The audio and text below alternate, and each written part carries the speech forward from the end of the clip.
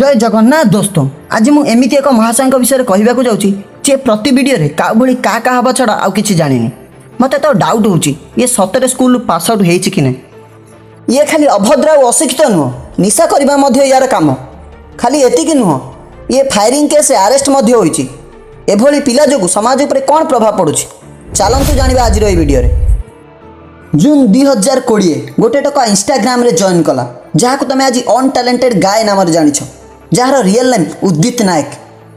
16 अगस्त 2020 रे अनटैलेंटेड गाय आईडी रे प्रथम वीडियो अपलोड हुए जो वीडियो रे केवल शुणा पाइब अभद्र ही अभद्र खाली एतिक नुह, से दिन से लगातार आउ 3टी वीडियो अपलोड कला आउ से वीडियो रे मध्य केवल अभद्र और अश्लील भाषा छड़ा आउ किछि नथिला।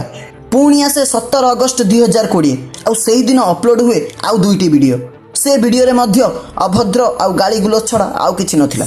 एहीपरि भाबरे से सबुदिन तार वीडियो पोस्ट करबा आरंभ कला। यार कौन सी वीडियो किसी शिखा तो दूर कथा, प्रत्येक वीडियो रे माने 50% रु अधिक वीडियो रे केवल अभद्र भाषा कहवा, निशा खाइबा, गाली गुलोच करी वीडियो अपलोड करबा ही यार काम। जदि तोते गोटे भल वीडियो बनै आसेनी तो कम से कम एमती गाली करी वीडियो तो अपलोड करबा बंद कर। एमितिरे भी एभली अभद्र और अशिक्षित ठारू कौन बा आशा करा जाई परिबो। ये खाली गाली गुलोच करी वीडियो अपलोड करेनी, ता सहित ये गोटे अपराधी मध्य 24 मई 2023 रे फायरिंग केस आरेस्ट मध्य होइतिला। थरे वीडियो को देखो से अनटैलेंटेड गाय ना देला पर मोंती वीडियो चली आ छाड़िले तो छाड़िले एमती स्लैंग्स यूज करंती भाई माने सोदा सोदी करंती माने कोन पई। हां दुनिया रो एमिति केही एते बदलुक नाती जे सुदु नथो, समस्त जे जा संग साथी भीतर सुदुतुवे, समस्त जे ना जे तो सुदुतुवे। तू कौन भावुଛୁ समस्त कौन तो भली अभद्र और अशिक्षित जहाँ को नहीं ताकू गाली करवा, अश्लील भाषा कही वीडियो अपलोड करवा, आउ इच्छा हेले काकू गुली मार दवा। ए मैडम को ना तो मु जानिनी किंतु थरे वीडियो देखो देखी जेतिकी जानी जेतिकी सी पर्सनली बहुत भलो उदित जोटा कि आज सेट रे भी सेटा देखिया को पाइली कि बहुत ही भलो।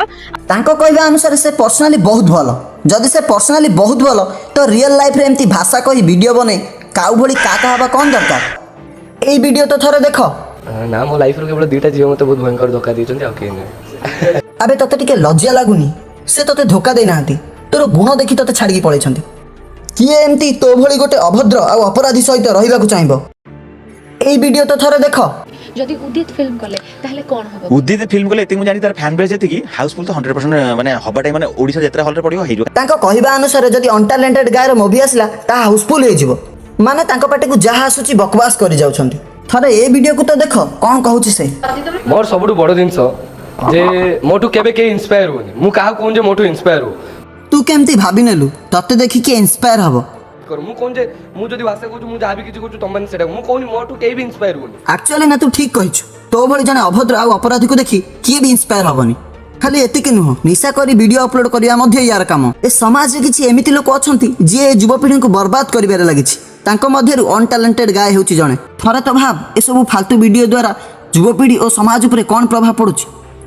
गाली गुलोच परस्पर प्रति थिबा विश्वास और सम्मान भावना को कमई देइ थाए। यह सामाजिक संपर्क को मध्य क्षति पहुंचाई थाए, जेमिति कि परिवार सांग किंबा सहकर्मी संपर्क खराब करबा सह झगड़ा और शत्रुता मध्य सृष्टि करिथाए।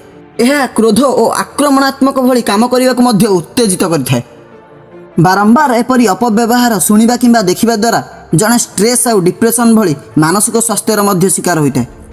खाली एतिकी नुह, यह छोट छुआ मानक व्यवहार और मानसिक स्वास्थ्य उपरे मध्य नकारात्मक प्रभाव पकाई थाए। मानसिक स्वास्थ्य उपरे प्रभाव पड़िबा द्वारा यह जने व्यक्तिर चिंता, अनुभव और व्यवहार को प्रभावित करिथाए।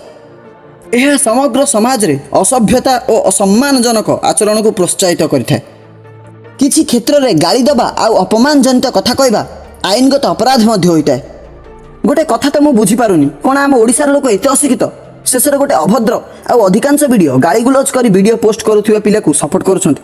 बस मु जीवा पूर्व तते दुईटी कथा कहबाकू चाहूची। फर्स्ट, तू जेते सब गाली करी वीडियो अपलोड करछु ताको प्रथमे डिलीट कर। सेकंड, किछि एमिति वीडियो अपलोड कर जहा द्वारा समाज उपरे किछि खराब प्रभाव न पड़िबो।